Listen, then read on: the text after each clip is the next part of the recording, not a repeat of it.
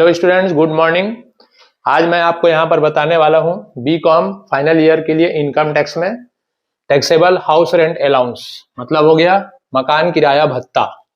मकान किराया भत्ता का टैक्सेबल अमाउंट निकालने का कुछ यहाँ पर नियम है जिसको आप यहाँ पर समझें। सबसे पहले आप निकालेंगे साल भर की सैलरी। यहाँ पर एक पूरे इसको आपको क्या है, एक साल का बनाना होता है, 12 महीने का। तो सैलरी में आप ले लेंगे यहाँ पर बेसिक सैलरी और डी पे ले लेंगे महंगाई भत्ता और कमीशन। तीन ही चीजें आपको यहाँ पर आपको लेना है सैलरी में। अब ये जो रूल हमको आपको बता रहे हैं वो है आपके गैर सरकारी कर्मचारी की दशा में। गैर सरकारी कर्मचारी मतलब जो आपके प्राइवेट एम्प्लॉइज है। तो प्राइवेट एम्प्लॉइज को क्या है, मकान नहीं मिलता है बल्कि उसको उसके मकान मालिक उसके जो स्वामी है उसके द्वारा उसको मकान किराया भत्ता दे दिया जाता है। तो कितना भत्ता आपका कर योग्य होगा, तो सबसे पहले आपको क्वेश्चन में दिया रहेगा प्राप्त मकान किराया भत्ता। तो ये आपका मंथली रहेगा, उसको 12 से आप मल्टीप्लाई करके 12 महीने का निकाल लेंगे। तो प्राप्त मकान किराया भत्ता की राशि यहाँ पर लिख लेंगे। उसके बाद उसमें सेकंड लेंगे आपका देय किराया, वो कितने रुपए किराए पर रहता है मकान में, उसका भी आपका साल भर का निकाल के यहाँ पर ले लेंगे।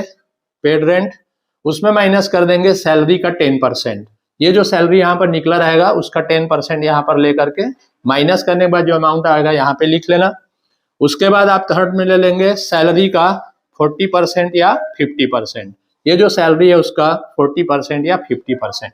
अब 40% कब लेंगे और 50% कब लेंगे?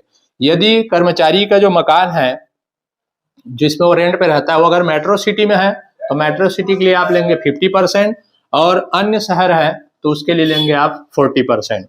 मेट्रो सिटी में आ जाता है दिल्ली, कलकत्ता, बंबई और मद्रास। अब यहाँ पर इन तीनों में जो सबसे कम होगा उसको आप ले लेना कर मुक्त राशि। इन अमाउंट्स में से जो तीनों में कम है वो आपका हो गया टैक्स फ्री अमाउंट। अब यहाँ पर निकालना है आपको कर योग्य राशि, टैक्सेबल अमाउंट।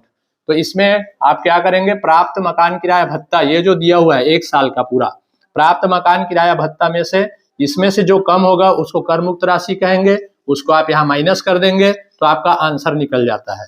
अब ध्यान रखेंगे सरकारी कर्मचारी की दशा में, तो सरकारी कर्मचारी की दशा में ये कोई रूल्स आपको नहीं लेना है। सरकारी कर्मचारी की दशा में केवल आपको सरकार के नियम के अनुसार जो भी अमाउंट्स टैक्सेबल होगा उसी को ही आपको क्वेश्चन में लेना होगा। ओके, तो यह है आपका मकान किराया भत्ता की गणना। Thank you.